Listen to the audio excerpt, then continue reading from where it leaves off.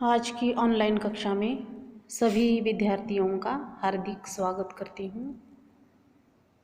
मुंशी प्रेमचंद जी द्वारा लिखित कहानी सुजान भगत, इस पर हम विस्तार से चर्चा कर रहे थे। प्रस्तुत कहानी 5 भागों में लिखी हुई है। लगभग 2 भाग हमने इसके पहले देखे हैं। हमने देखा था कि चेतन जगत में आकर सुजान भगत कोरे भगत के समान रह जाता है। उसका कोई महत्व नहीं रहता, उसका कोई अस्तित्व नहीं रह जाता है। घर के भले बुरे से उसका कोई संबंध नहीं रहता, उसका कोई प्रयोजन नहीं रहता है। उसके हाथों से धीरे धीरे सभी प्रकार के अधिकार अन्य सदस्यों के द्वारा छीने जाते हैं। उसके घर में उसकी पत्नी है बुलाकी नाम की और 2 बेटे हैं भोला और शंकर। तो धीरे धीरे उसके हाथों से सभी प्रकार के अधिकार छीन लिए जाते हैं। और जैसे कि किस खेत में क्या बोना है, या फिर किसको क्या देना है, किससे क्या लेना है, या फिर किस भाव क्या चीज़ बिक गई है या कौन सी चीज़ खरीदनी है, तो इन सभी बातों से उसके साथ घर का कोई भी सदस्य किसी प्रकार का सलाह मशवरा नहीं करता है। कोई भी उसके साथ अपना सुख दुख साझा नहीं करता है। तो ऐसी कई बातें परिवार में होती रहती है।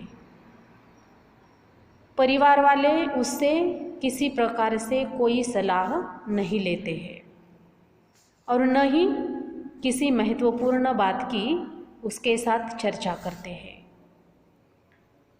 तो यह सुजान भगत के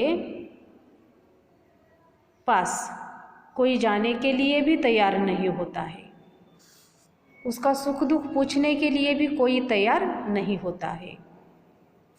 दोनों लड़के हैं और उसकी पत्नी बुलाकी, तीनों मिलकर ही आपस में कुछ मामले तय करते हैं, सुलझाते हैं या कुछ मामलों पर विचार विमर्श करते हैं। परंतु उस विचार विमर्श में सुजान भगत को सम्मिलित करके नहीं लिया जाता है। गांव भर सुजान का मान सम्मान बढ़ता जाता है, लेकिन अपने ही घर में, अपने ही परिवार में, अपने ही लोगों के द्वारा, अपने ही परिवार के सदस्यों के द्वारा उसका अनादर होता जाता है। अपने ही परिवार में उसका सम्मान घटता जाता है, कम होता जाता है। तो उसकी सेवा तो उसके बेटे करते रहते हैं, परंतु उसकी बात मानने के लिए तैयार नहीं होते हैं। उसकी सेवा करते हैं, जैसे कि उसकी चारपाई उठाना, या फिर उसको चिलम भर कर देते हैं पीने के लिए, या फिर उसकी धोती छांटते हैं, सुखाते हैं। इस प्रकार से उसकी सेवा करते हैं, परंतु किसी प्रकार का कोई अधिकार सुजान के हाथ में नहीं रखा जाता है। वह कुछ साल पूर्व घर का स्वामी था, उसके हाथ में सभी प्रकार के अधिकार थे, परंतु अब वह घर का स्वामी नहीं, केवल एक मंदिर के देवता के समान उसकी अवस्था हो जाती है। तो इस कहानी में लेखक ने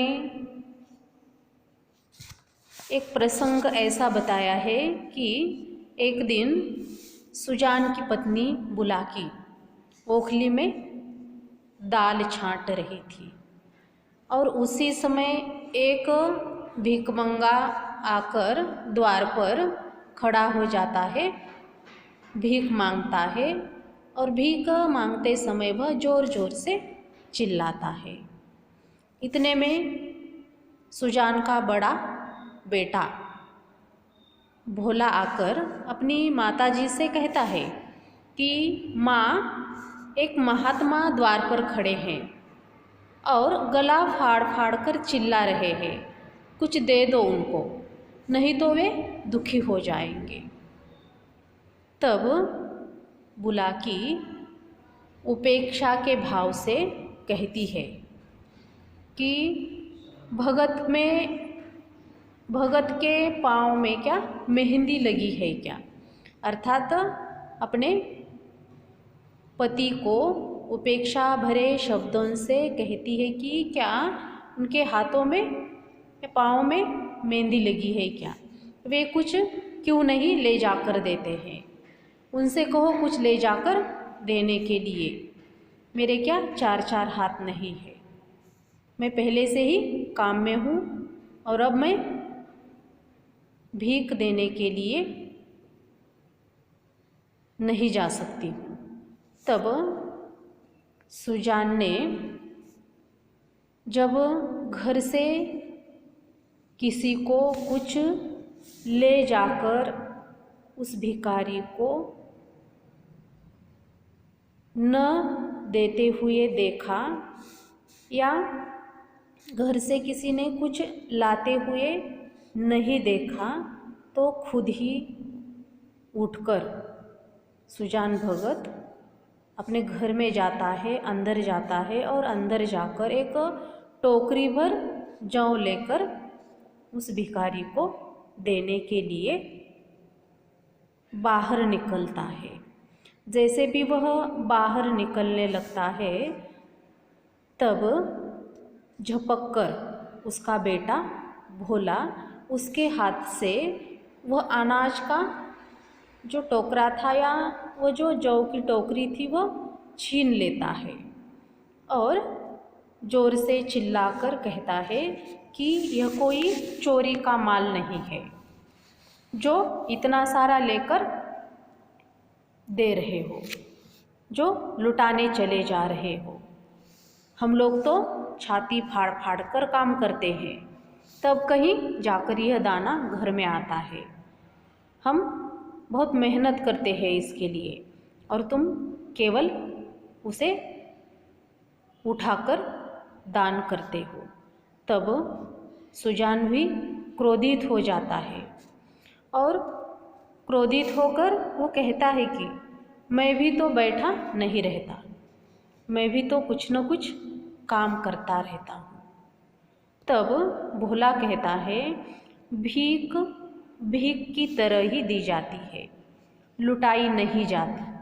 अर्थात सुजान ने जो टोकरी भरकर अनाज लिया था वो कुछ ज़्यादा ही लिया था, इसीलिए यह भोला अपने पिताजी को डांटता है, कहता है कि भीख भीख की तरह दी जाती है, लुटाई नहीं जाती। इतनी सारी भीख नहीं दी जाती है क्योंकि हम बहुत मेहनत करते हैं। हम एक वक्त की ही रोटी खाकर अपने दिन काटते हैं, अपना गुजारा करते हैं, और तुम्हें तो केवल लुटाने की ही पड़ी है या तुम्हें तो केवल लुटाने की ही सोचती है। सुजान इस बात का कोई जवाब नहीं देता है, केवल अपने बेटे भोला की यह बात वह सुन लेता है और बाहर आकर उस भिखारी को कहता है कि अब इस वक्त किसी का भी हाथ खाली नहीं है, तुम फिर कभी आ जाओ। और ऐसा कहकर उस भिखारी को वहाँ से भेज देता है और स्वयं एक पेड़ के नीचे जाकर विचारों में डूब जाता है। एक पेड़ के नीचे बैठ जाता है, सोचने लगता है, विचार करने लगता है कि अपने ही घर में अपना ही इस प्रकार का अनादर, इस प्रकार का अपमान वह सह नहीं पाता है।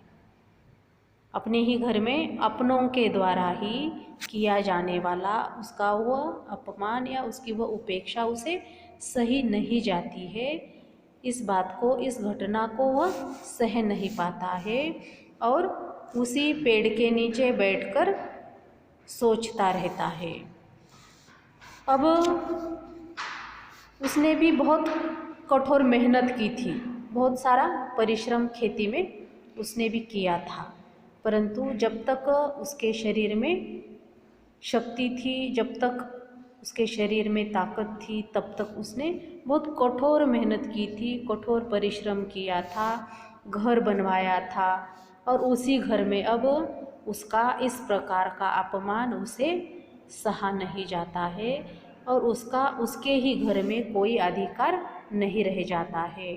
इतना भी अधिकार नहीं रह जाता है कि वह किसी को अपने मन से दान कर सके या भीख दे सके, इतना भी अधिकार उसका नहीं रह जाता है। अब उसकी हालात बहुत बुरी हो जाती है, बदतर अवस्था में वह अब रहने लगता है। घर वाले जो रूखा सूखा देते थे उसी में ही वह अपना दिन गुजारता था और अपना पेट भरता था, लेकिन उसे बहुत बुरा लगता था और वह ऐसे जीवन को धिक्कारने लगता है, बहुत ही दुखी होता है, अपने आप पर भी वह क्रोधित होता है, अपने ही जीवन को धिक्कारने लगता है। वह उसमें भी, उस घर में भी वह नहीं रहना चाहता है। संध्या होने पर भी वह उसी पेड़ के नीचे बैठा रहता है। खाना खाने के लिए भी वह घर नहीं जाता है। उसकी पत्नी बुलाके उसे बुलाने आती है, फिर भी वह खाना खाने के लिए घर नहीं जाता है। और सबसे अधिक क्रोध तो उसे अपनी पत्नी बुलाकी पर आता है, क्योंकि बच्चे तो समझो नहीं जानते थे कि उसने कितना कष्ट सहा है, उसने कितनी कठोर मेहनत की है, कितना परिश्रम किया है, परंतु उसकी पत्नी बुलाकी तो निश्चित रूप से जानती थी कि उसने कितना सारा कष्ट सहा है, कितनी सारी मेहनत की है, कैसे गृहस्थी बसाई है या जोड़ दी है। लेकिन उसकी पत्नी यह सारी बातें जानते हुए भी अपने बच्चों को वह कभी कुछ कहती नहीं है, कभी बच्चों को डांटती नहीं है। गृहस्थी जोड़ने के लिए क्या करना पड़ता है, कितनी कठोर मेहनत करनी पड़ती है, यह सब कुछ जानते हुए भी बुलाकी केवल अपने बच्चों के साथ ही रहती है और बच्चों की ही बाजू लेती रहती है। कितनी कठोर मेहनत उसके पति ने की थी वह भी भूल जाती है। इसलिए सुजान सबसे अधिक क्रोध अगर किस पर करता है तो वह बुलाकी पर। और क्योंकि बुलाकी जानती थी कि भादों की अंधेरी रात हो या जेठ महीने की या बैसाख महीने के दोपहरी की धूप हो, वह कभी दम नहीं लेता था, वह कभी आराम नहीं करता था। अविरत रूप से, अखंडित रूप से वह मेहनत करता रहता था अपनी खेती में और बहुत सारा अनाज उत्पन्न करता रहता था।